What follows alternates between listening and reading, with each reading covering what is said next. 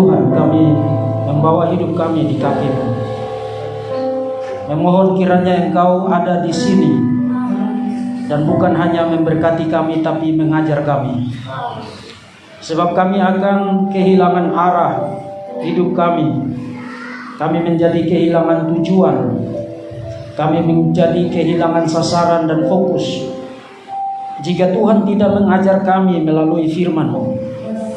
Maka berkenanlah dan berbelas kasihanlah ya Tuhan, supaya pada momen ketika firman-Mu dibaca dan firman-Mu dijelaskan, roh yang telah memberikan firman ini kiranya juga roh yang sama yang membuka pikiran kami, melembutkan hati kami, menenangkan jiwa kami, membuka telinga kami, dan menaklukkan kehendak kami di bawah kedaulatan-Mu, sehingga kami bukan hanya mengerti firman Tuhan tapi menerimanya sebagai kebenaran, dan roh yang sama memberi kami kuasa untuk melakukannya di dalam hidup kami hari demi hari.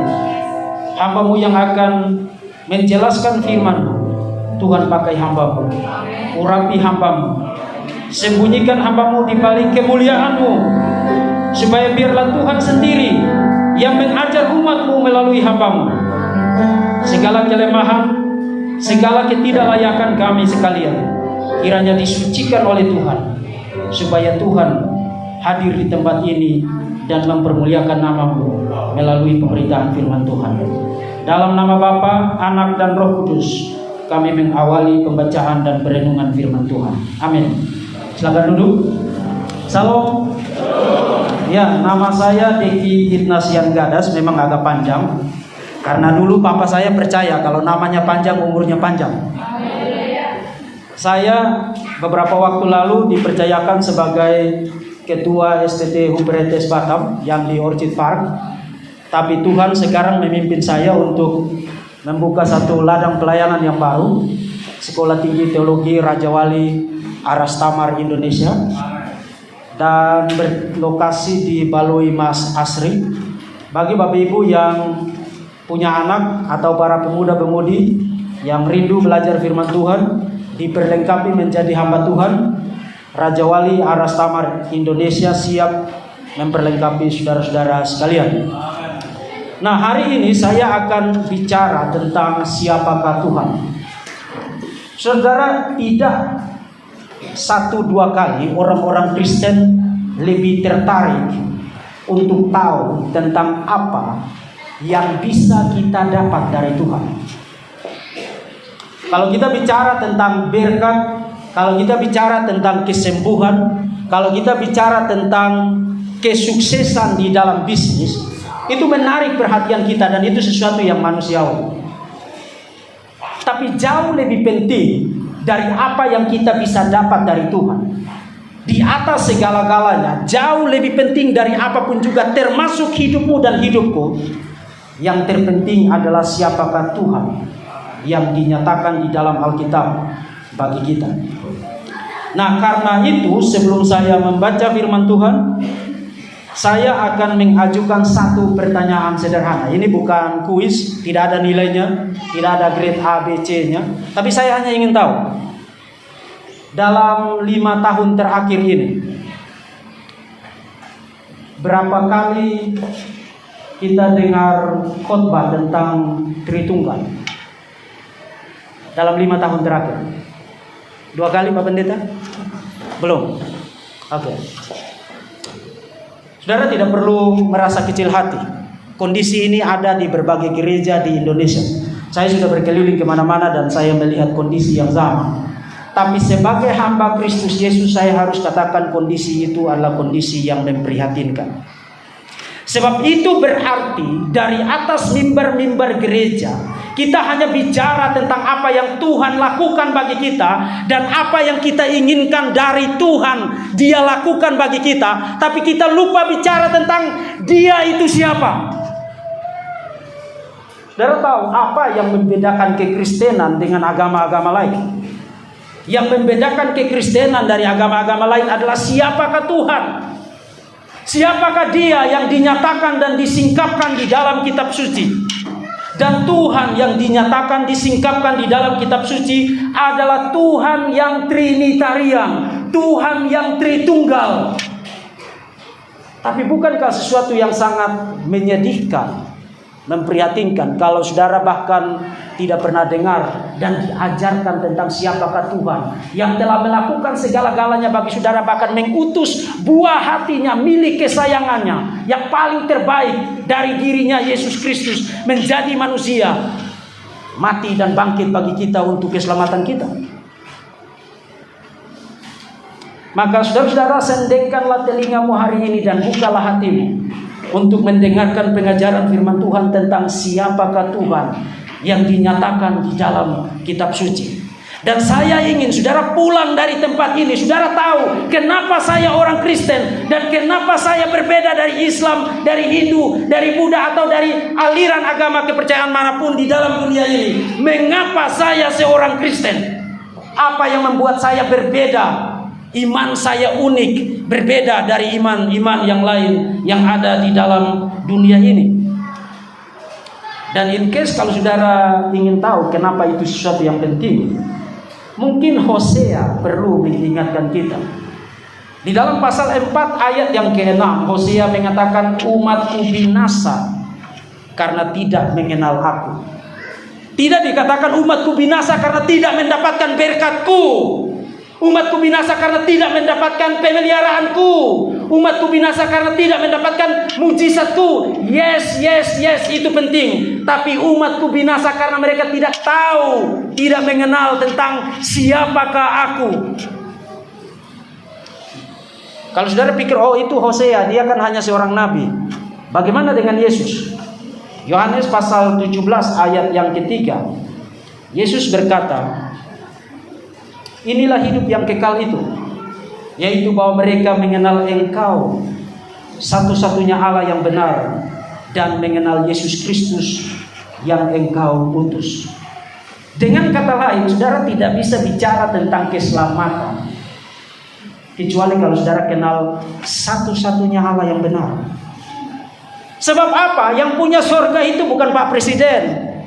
Yang punya surga itu bukan Pak Gubernur, Pak Bupati. Yang punya surga adalah Tuhan. Dan hanya Tuhan yang benar yang bisa mengizinkan orang untuk masuk ke dalam surga yang benar. Saudara-saudara, hari ini banyak orang meledakkan diri mereka di jalanan, terutama di gereja-gereja, karena mereka pikir mereka percaya Tuhan yang benar. Tapi Tuhan yang membuat mereka meledakkan diri mereka di mana-mana itu pasti bukan Tuhan yang benar. Karena hanya Tuhan yang benar yang dapat kasih tahu saudara tentang siapakah Tuhan yang benar. Dan yang kedua, hanya Tuhan yang benar yang bisa kasih saudara masuk ke dalam surga yang benar. Dan karena itu kitab suci terlalu tebal bagi kita untuk kita tahu tentang siapa Tuhan. Maka saya mengajak kita untuk kenal Tuhan kita itu siapa, dengan membaca satu bagian di dalam Injil Markus, pasal yang pertama, ayat yang ke-9 sampai dengan ayat yang ke-11. Injil Markus, pasal yang pertama, ayat yang ke-9 sampai dengan ayat yang ke-11. Saya akan bacakan bagi kita sekalian. Pada waktu itu datanglah Yesus dari Nazaret ke tanah Galilea, dan ia dibaptis di sungai Yordan oleh Yohanes. Pada saat ia keluar dari air, ia melihat langit terkoyak. Saudara perhatikan kata-kata Markus di situ. Dia menggunakan satu kata yang berbeda dari Matius dan Lukas. Ia melihat langit terkoyak dan roh seperti burung merpati turun ke atasnya. Lalu terdengarlah suara dari surga, engkaulah anakku yang kukasihi, kepadamulah aku berkenan. Nah saudara-saudara, 3 ayat di dalam Injil Markus pasal yang pertama yang tadi kita baca adalah 3 ayat yang secara luar biasa memberitahu kita tentang siapakah Tuhan yang kita sembah dan yang sebenarnya telah menyatakan dirinya di dalam setiap halaman kitab suci, mulai dari Kejadian sampai dengan kitab Wahyu. Tapi demi keringkasan waktu, mari kita membaca 3 ayat ini dalam terang seluruh Injil Markus. Kemudian nanti saya akan kasih penjelasan tentang 3 ayat itu secara lebih detail. Kalau saudara perhatikan keseluruhan Injil Markus, sebenarnya ada 3 peristiwa kunci yang membingkai cerita atau narasi Injil Markus. Peristiwa kunci yang pertama itu adalah 3 ayat yang tadi saya bacakan bagi kita sekalian, yaitu peristiwa baptisan Yesus. Kemudian peristiwa kunci yang kedua terjadi seperti yang tercatat di dalam pasal 9 ayat 2 sampai dengan ayat yang ke-8. Ketika Yesus dimuliakan di atas gunung, dan peristiwa itu disebut dengan sebutan transfigurasi. Kemudian peristiwa kunci yang ketiga dicatat di dalam Markus pasal 15 ayat 37 sampai 39. Pada momen ketika Yesus menghembuskan nafasnya yang terakhir, lalu ketika melihat Yesus mati demikian, perwira atau kepala pasukan itu mengaku imannya, sungguh orang ini adalah anak Allah. Nah, kalau saudara perhatikan ketiga peristiwa itu, baik peristiwa baptisan, baik peristiwa transfigurasi pasal 9, termasuk pasal 15 ketika kepala pasukan itu mengaku Yesus sebagai anak Allah. Ketiga peristiwa itu diikat dengan satu pengakuan iman yang sangat penting, yang harus diakui oleh setiap orang Kristen, yaitu Yesus adalah anak Allah. Jadi saudara perhatikan, saudara tidak bisa mengerti Injil Markus kecuali kalau saudara mengerti tentang siapakah Yesus yang disebut sebagai the Son of God, anak Allah di dalam Injil Markus. Itu cara membaca Alkitab yang sehat loh. Saudara tidak boleh comot-comot ayat-ayat Alkitab lalu tafsirkan, baca sesuka hati saudara, kemudian saudara bikin orang haleluya dan puji Tuhan, padahal itu salah. Sebab apa? Sebab Tuhan memaksudkan firman-Nya untuk dibaca secara waras. Dan cara Markus mendistribusikan firman di dalam Injil Markus adalah dengan mengajak kita untuk membaca Injil Markus terutama dalam kaitan dengan gelar Yesus sebagai the Son of God, anak Allah. Dan gelar itu disingkapkan, diperkenalkan kepada para pembaca Injil ini di dalam 3 momen kunci. Satu di awal, satu di tengah, satu di bagian akhirnya. Sama seperti satu bangunan yang terdiri atas 3 pilar penting. Kalau saudara hanya lihat jendelanya, lihat plafonnya, lihat atapnya, tanpa ada kaitan dengan pilar-pilar itu, saudara gagal melihat kekuatan dari bangunan itu. Sebab ketika pilar-pilar itu diangkat, mendadak plafonnya roboh, jendelanya tidak ada gunanya, dan lain sebagainya.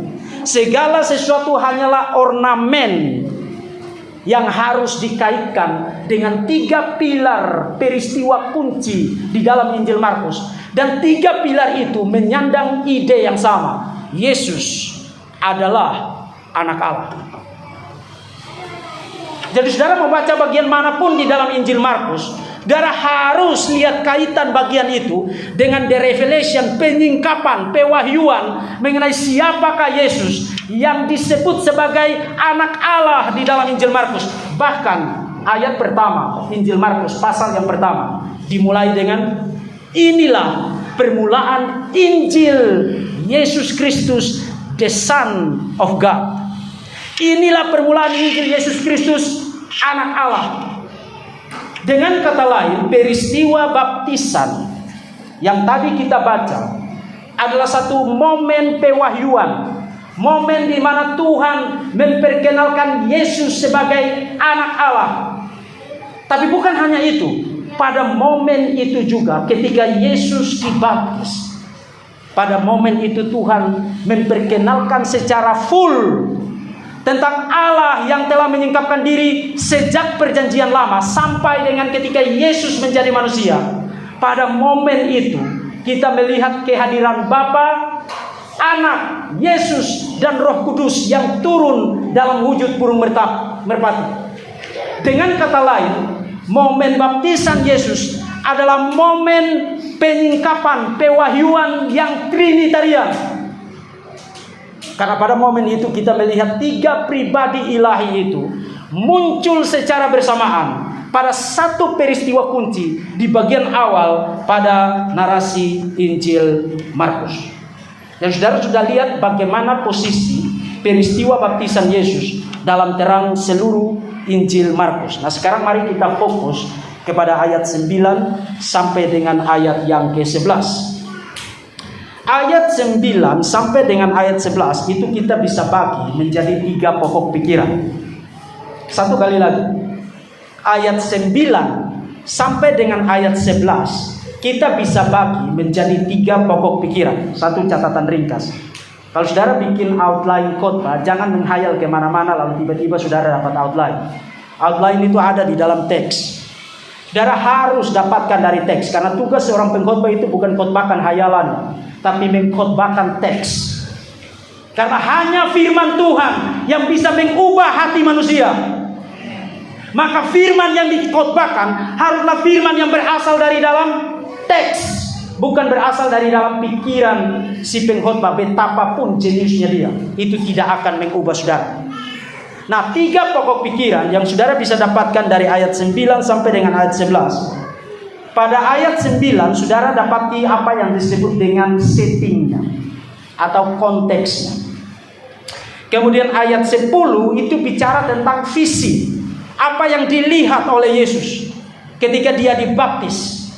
Kemudian ayat yang ke-11 itu bicara tentang deklarasi dari sorga, dari Bapa mengenai Yesus itu siapa. Jadi setting, visi, dan deklarasi itu adalah 3 pokok pikiran yang saudara bisa dapati di dalam ayat 9 sampai dengan ayat yang ke-11. Nah, saya tidak akan kasih penjelasan tentang pokok yang pertama. Itu saudara sudah tahu. Ini adalah momen paling pertama Yesus muncul di hadapan publik, mengawali pelayanannya sebagai Mesias. Kemudian dia dibaptis di Sungai Yordan. Nah, hari ini banyak orang sibuk berdebat, apakah Yesus dibaptis percik atau baptis selam. Itu tidak penting. Kenapa kamu berdebat tentang hal yang tidak penting? Tapi ini adalah momen ketika Yesus pertama kali muncul di hadapan publik. Dan saudara tahu, pada momen pertama kali anak Allah muncul di hadapan publik untuk menjalankan misi dari Bapa, pada momen itu Bapa, Roh Kudus hadir di sana mengotentikasi misi pelayanan kemesiasan Yesus. Dengan kata lain, ini bukan hanya first appearance, bukan hanya penampakan pertama Yesus di hadapan publik, tapi momen pertama di mana Tritunggal diwahyukan melalui peristiwa baptisan Yesus. Nah, itu poin yang pertama. Sekarang mari kita perhatikan poin yang kedua. Apa yang dilihat oleh Yesus di ayat yang ke-10. Perhatikan Alkitab. Pada saat ia keluar dari air, ia melihat langit terkoyak dan roh seperti burung merpati turun ke atasnya. Nah, saudara-saudara, tadi saya katakan Markus menggunakan satu istilah yang sangat unik di sini. Kalau saudara baca cerita tentang baptisan Yesus di dalam Injil Matius dan di dalam Injil Lukas, Matius dan Lukas tidak menggunakan kata terkoyak, tidak. Matius dan Lukas menggunakan kata langit terbuka. Langit terbuka dan langit terkoyak itu beda loh.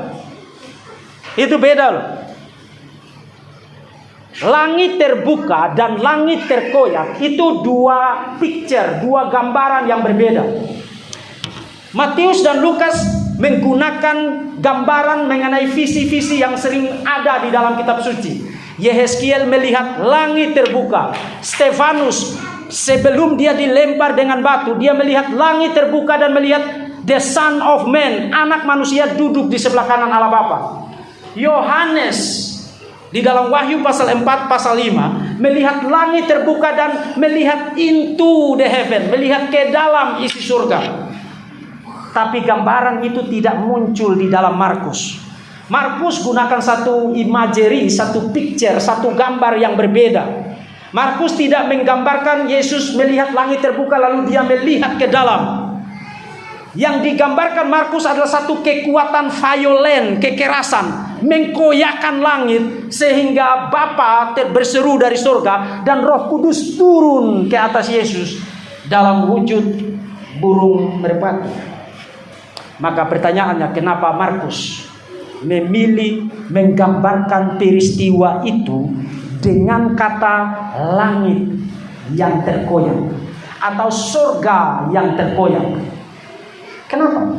Itu bukan sesuatu yang disengaja, tidak disengaja. Sebab saudara membaca di dalam Markus pasal 1 ayat 2 dan ayat 3, nanti saya akan kembali ke situ. Markus sudah mengutip dari Yesaya pasal 40 ayat yang ketiga. Persiapkanlah jalan untuk Tuhan, luruskanlah jalan baginya. Dan Tuhan di situ itu YHWH, tidak lain adalah Yesus yang datang, yang baginya Yohanes Pembaptis harus mempersiapkan jalan. Jadi di pasal 1 ayat 1 sampai dengan ayat 3, Markus sudah kasih tahu kita, Yesus bukan hanya anak Allah dalam pengertian umum, tapi dia adalah Yahweh sendiri yang menjadi manusia. Dengan mengutip dari Yesaya pasal 40 ayat yang ketiga. Tapi saudara tahu, Yesaya pasal 40 sampai dengan pasal 66 adalah bagian yang paling banyak dibaca oleh orang-orang Kristen pada abad pertama. Kenapa mereka paling banyak membaca bagian itu? Karena di dalam bagian itu bicara tentang tema keluaran yang baru, New Exodus. Saudara-saudara, pada masa Yesus memang Israel sudah kembali ke negeri kediaman mereka, tapi mereka masih merasa seperti dalam pembuangan. Mereka masih dijajah oleh pemerintahan yang kafir. Mereka belum benar-benar kembali dari pembuangan. Mereka sudah tinggal di Yerusalem, tapi mereka masih dijajah, dikuasai oleh pemerintah yang kafir. Sorry, ini agak panas ya. Oke.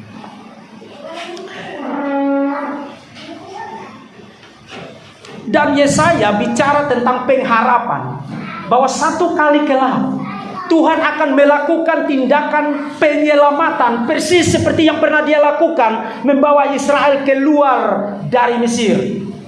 Itu saja pasal 40 sampai dengan pasal 66 sangat kuat, berkali-kali bahkan bicara tentang tema keluaran yang baru. Bahkan bukan hanya itu, saudara, bukan hanya ketemu kata Injil di dalam Perjanjian Baru, tapi saudara akan ketemu kata itu muncul berkali-kali di dalam pasal 40 sampai pasal 66 kitab Yesaya. Jadi Tuhan yang akan datang, Yahweh yang akan datang membawa New Exodus. Dan New Exodus itu adalah the gospel, Injil. Yahweh itu sekarang sudah ada di sini, yaitu Yesus Kristus, the Son of God. Nah, yang menarik dari konteks New Exodus itu adalah begini. Di pasal 63 ayat 15 sampai dengan 14 ayat yang pertama, waktu Yesaya berdoa supaya New Exodus itu terjadi seperti ketika Musa dipilih oleh Tuhan membawa Israel keluar dari Mesir. Di dalam konteks itu, saudara perhatikan di pasal 64 ayat yang pertama, Yesaya menulis begini. Sekiranya engkau mengkoyakkan langit dan engkau turun sehingga gunung-gunung goyang di hadapanmu. Saudara-saudara, jadi apakah Markus sengaja menggunakan kata langit terkoyak untuk bicara tentang momen di mana Bapa mendeklarasikan mengenai Yesus sebagai the Son of God dan Roh Kudus turun dalam wujud burung merpati? Yes, dia sengaja melakukan itu karena Markus ingin memperlihatkan bahwa doa Yesaya kini telah dijawab. Memang gunung-gunung tidak bergoyang, memang tidak ada kilat menyambar kiri kanan seperti ketika di Gunung Sinai Yahweh menampakkan diri kepada Musa. Memang tidak ada gempa bumi yang terjadi, but isi surga telah terkoyak dan anak tunggal Allah telah ada di bumi sekarang. Dan itulah sebabnya Markus menggunakan satu kata yang sangat penting di dalam pengharapan akan Exodus yang baru di dalam pasal 64 ayat 1 kitab Yesaya untuk bicara tentang deklarasi Bapa mengenai Yesus yang sedang dibaptis oleh Yohanes Pembaptis. Itu saja kenapa Markus menggunakan satu kata yang berbeda dibandingkan dengan Matius, dibandingkan dengan Lukas. pengharapan bahwa Tuhan melakukan satu kali lagi seperti peristiwa Mesir. Israel dibawa keluar dari perbudakan di Mesir. Pengharapan itu digemakan oleh Yesaya, didoakan oleh Yesaya, dan kini telah dijawab. Tuhan menjawab pengharapan umatnya. Tuhan menjawab seruan supaya Yahweh turun sekali lagi di bumi dan membebaskan umatnya. Dan Yahweh turun satu kali lagi di bumi menjadi manusia Yesus Kristus. Dan itulah saatnya Markus menggambarkan peristiwa itu dengan Yesus melihat langit yang terkoyak. Tapi bukan hanya itu. Yesus bukan hanya melihat langit terkoyak.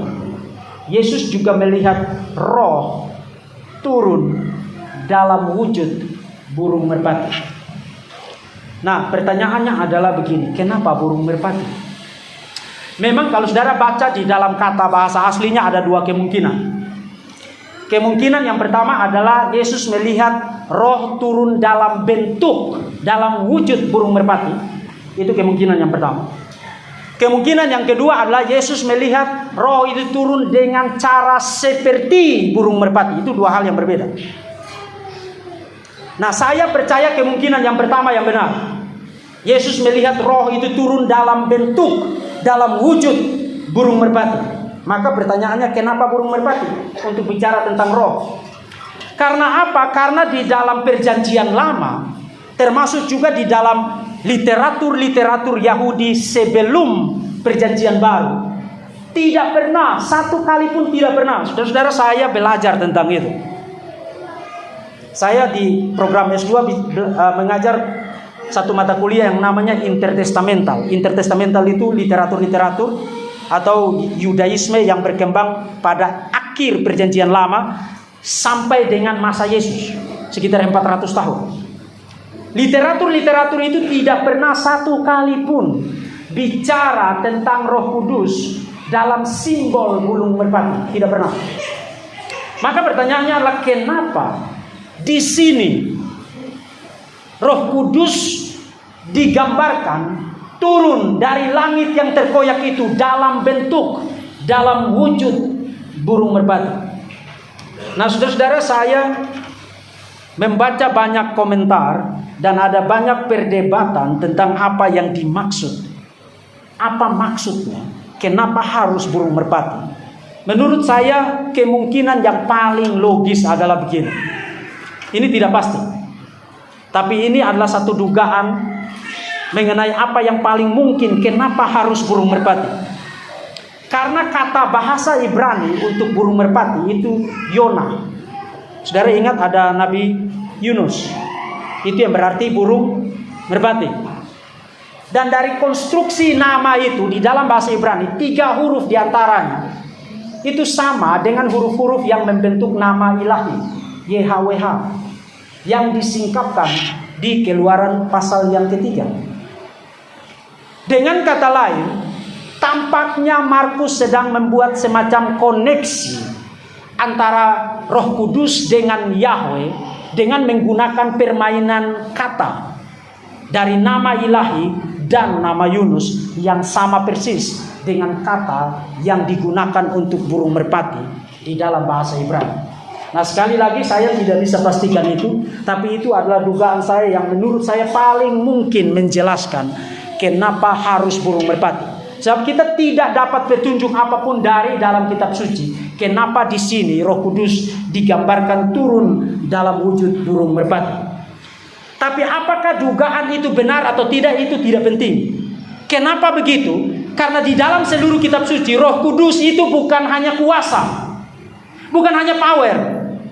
Roh Kudus adalah person. Dia berbicara, dia berduka cita. Jangan mendukakan Roh Kudus. Hanya pribadi yang bisa berduka cita, bukan? Saudara tidak bisa bicara kepada kekuatan. Kekuatan, jangan kamu menangis. Saudara hanya bisa bicara kepada person yang punya atribut perasaan untuk jangan berduka. Di dalam Kisah Para Rasul, Roh Kudus disebut sebagai Allah sendiri. Ketika Ananias dan Safira mendustai Roh Kudus, Petrus mengatakan, kenapa engkau mendustai Allah? Roh Kudus disebut sebagai Allah. Dengan kata lain, apakah kemungkinan bahwa Markus menggunakan permainan kata di sini itu benar atau tidak? Itu tidak punya nilai yang mempengaruhi kebenaran bahwa Roh Kudus adalah pribadi ilahi, Yahweh sendiri.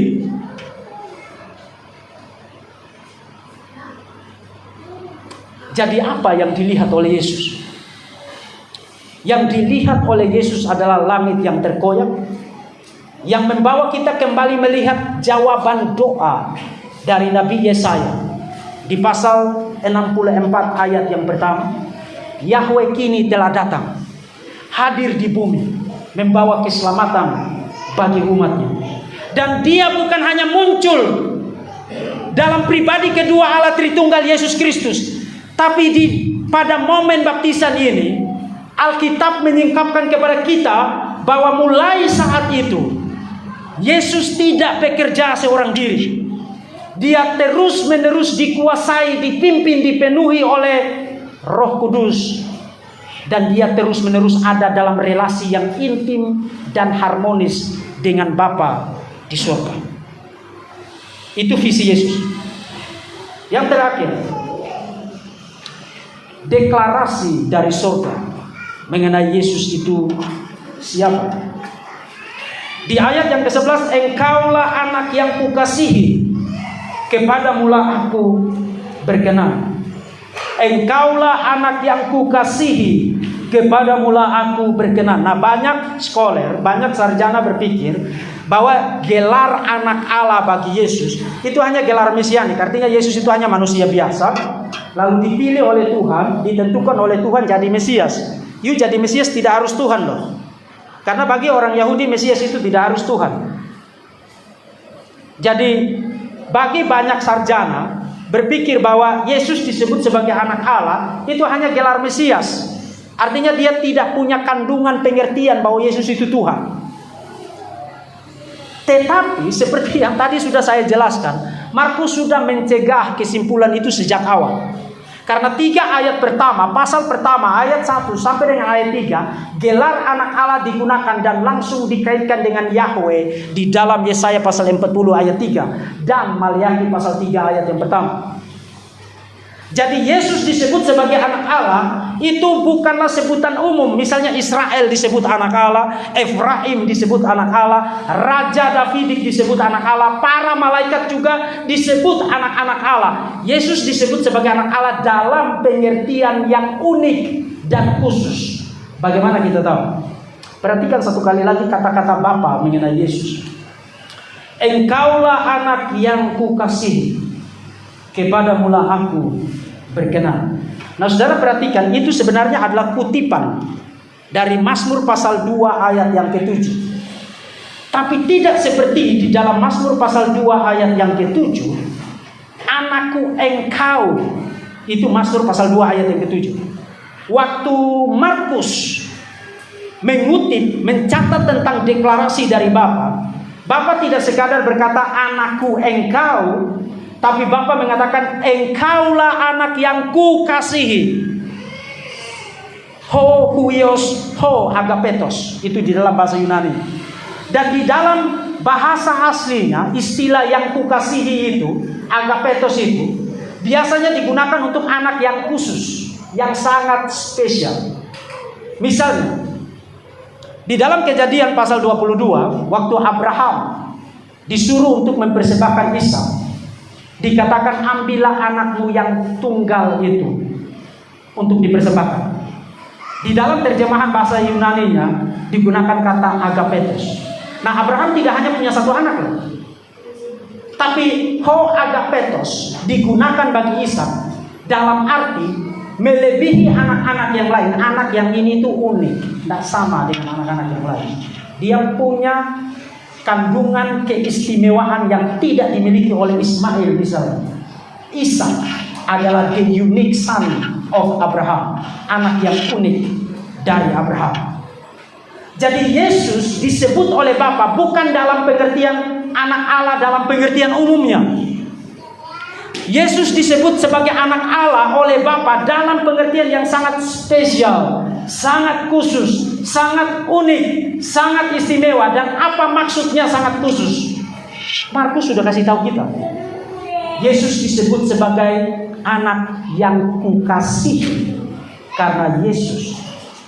Karena gelar itu bukan hanya bicara tentang fungsi Yesus, tapi bicara tentang relasi Yesus yang kekal dengan Bapa. Dia terus-menerus ada dalam relasi yang khusus, spesial, istimewa dengan Bapa. Bukan hanya di dalam dunia ini, tapi bahkan sebelum dan sejak kekekalan. Tapi juga bukan hanya itu. Perhatikan klausa terakhirnya. Kepadamulah aku berkenan. Saudara, Markus kali ini membuat kaitan bukan hanya dengan Mazmur pasal 2 ayat yang ke-7, tapi dengan hamba Tuhan yang menderita di dalam Yesaya pasal 42 ayat yang pertama. Lihat, itu hambaku yang kupegang, orang pilihanku, yang kepadanya aku berkenan. Aku telah menaruh rohku ke atasnya, supaya ia menyatakan hukum kepada bangsa-bangsa. Jadi Yesus adalah Tuhan yang menjadi manusia, tapi dia akan menjalankan misi sebagai hamba Tuhan yang menderita, yang dibicarakan di dalam Yesaya pasal 42 sampai dengan Yesaya pasal 53. Dia yang tidak bersalah dipukul karena pelanggaran kita, tertikam oleh karena dosa-dosa kita, dan oleh karena bilur-bilurnya kita menjadi sembuh. Mesias yang demikian itulah yang sedang dibicarakan di dalam Markus pasal 1 ayat yang ke-11 dalam deklarasi Bapa mengenai siapakah Yesus.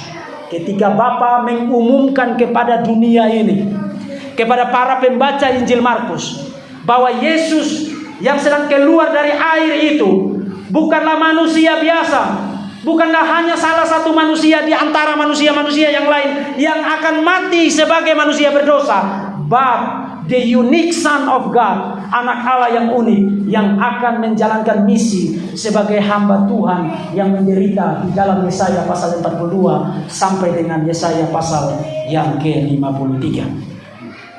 Nah, saudara-saudara, itu adalah eksposisi saya untuk 3 ayat itu di dalam pasal pertama Injil Markus. Sekarang saya akan menarik 3 prinsip teologis yang saudara perlu ingat dan bawa pulang. Kemanapun saudara pergi, saudara tidak boleh lupakan ini, karena saudara adalah orang Kristen. Pertama, peristiwa baptisan Yesus adalah momen pewahyuan Tritunggal. Pada momen itu kita melihat kehadiran yang nyata, yang konkret dari 3 pribadi Allah Tritunggal, Bapa, Yesus, dan Roh Kudus. Saudara, kenapa ini penting? Penting karena begini, sejak COVID ini banyak sekali pengajar sesat muncul ke publik, lalu mengajar bahwa Bapa adalah Yesus, Yesus adalah Roh Kudus, cuma satu pribadi, namanya aja yang beda. Saudara, itu ajaran sesat. Itu ajaran sesat. Atau para Arianisme, para saksi Yehova juga sekarang sangat gencar muncul ke hadapan publik bicara tentang Yesus. Yesus itu bukan Tuhan, dia hanya ciptaan pertama, tapi diberi kuasa untuk menciptakan segala sesuatu. Itu juga ajaran sesat. No, Yesus adalah pribadi ilahi, pribadi kedua Allah Tritunggal. Dan Bapa, Yesus, Roh Kudus bukanlah pribadi yang sama. Bapa itu pribadi yang berbeda dari Yesus, Yesus pribadi yang berbeda dari Roh Kudus, tapi bukan 3 Tuhan, satu Tuhan yang berkeberadaan dalam 3 pribadi yang berbeda. Di mana kita melihat itu? Pada momen ketika Yesus dibaptis. Itu adalah ajaran kekristenan yang benar mengenai siapakah Tuhan. Saudara-saudara, sungguh patut dikasihani kalau saudara tidak mengerti tentang itu. Karena itu yang membuat saudara berbeda sebagai seorang Kristen. Itu yang membuat saudara harus tinggalkan pekerjaan saudara, tinggalkan keluarga saudara untuk ada di sini setiap minggu mendengarkan pengajaran firman Tuhan. Kalau saudara tidak kenal siapakah Tuhan saudara, maka saudara adalah orang yang paling celaka di dalam dunia ini. Tuhan yang kita sembah adalah Tuhan yang Trinitarian, Bapa, Anak, dan Roh Kudus. Satu Tuhan menyatakan diri dalam 3 pribadi yang berbeda, Bapa, Anak, dan Roh Kudus. Di mana kita lihat itu? Pada momen ketika Yesus dibaptis. Jadi baptisan Yesus yang pertama adalah momen pewahyuan mengenai Allah Tritunggal. Yang kedua, deklarasi mengenai Yesus adalah the Son of God, anak Allah, adalah deklarasi yang trinitarian. Nah, saudara juga harus hati-hati di sini. Kenapa hati-hati begini? Banyak bidat sekarang nuntut begini, kan kami percaya Yesus itu Tuhan, kami juga percaya Yesus itu Mesias, kenapa kami sesat? Yes, you sesat. Kenapa you sesat? Karena you tidak percaya akan Bapa, Roh Kudus, dan Anak sebagai 3 pribadi yang berbeda. Kenapa itu penting? Itu penting karena deklarasi Bapa mengenai ketuhanan Yesus itu tidak terlepas dari deklarasi mengenai Tritunggal. Saudara, kalau sekadar mengaku Yesus itu Tuhan, banyak bidat mengaku Yesus Tuhan. Saudara pernah dengar yang namanya Gnostik? Itu muncul abad kedua, abad ketiga. Mereka percaya Yesus itu Tuhan, tapi tidak percaya Yesus itu manusia. Itu doketisme namanya. Jadi waktu Yesus disalib, yang disalib itu hanya kelihatannya saja disalib, tapi Yesus tidak benar-benar disalib. Itu ajaran sesat. Itu merusak the gospel, merusak Injil. Jadi percaya Yesus itu Tuhan itu meaningless. Tidak ada artinya kalau you tidak percaya doktrin tunggal. Atau misalnya Mormonisme. Mormonisme juga percaya Yesus itu Tuhan. Bapa itu Tuhan, Yesus itu Tuhan, Roh Kudus itu Tuhan. Tapi itu 3 Tuhan yang terpisah. Itu triteisme. Itu bukan doktrin Tritunggal. Jadi you mau bilang you percaya Tuhan Yesus itu Tuhan, itu tidak ada artinya kalau you melepaskan ketuhanan Yesus dari doktrin Tritunggal. Pengakuan bahwa Yesus itu Tuhan dan pengakuan itu hanya menyelamatkan jika dan hanya jika dikaitkan dalam terang doktrin Tritunggal.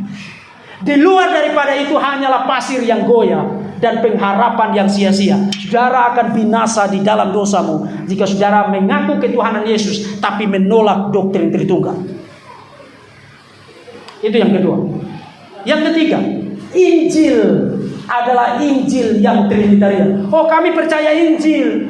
Injil satu-satunya pengharapan bagi dunia ini. Yes, but Injil yang mana yang kamu beritakan? Karena Paulus bahkan sudah bicara tentang another gospel, Injil yang lain. Dan Paulus bilang meskipun malaikat dari sorga turun ke bumi mengajarkan Injil yang demikian, anatema, terkutuklah dia.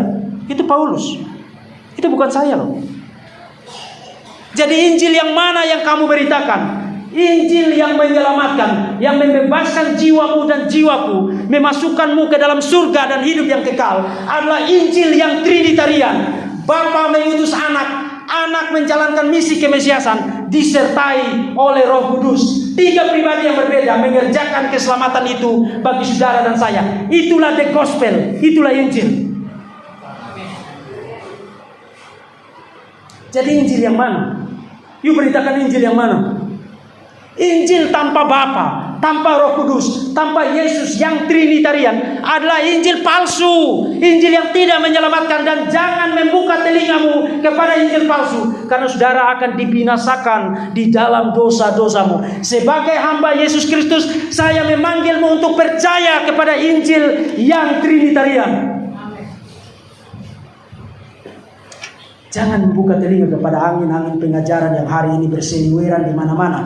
Saudara-saudara, saya sungguh-sungguh menyerukan kepada saudara, karena saya bukan hanya seorang dosen, tapi juga seorang apologet yang setiap saat berhadapan dengan para pengajar sesat. Dengan sungguh-sungguh demi Kristus Yesus, saya memanggilmu untuk percaya kepada doktrin Tritunggal, Kristus, ketuhanan Kristus yang trinitarian, dan Injil yang trinitarian. Amin.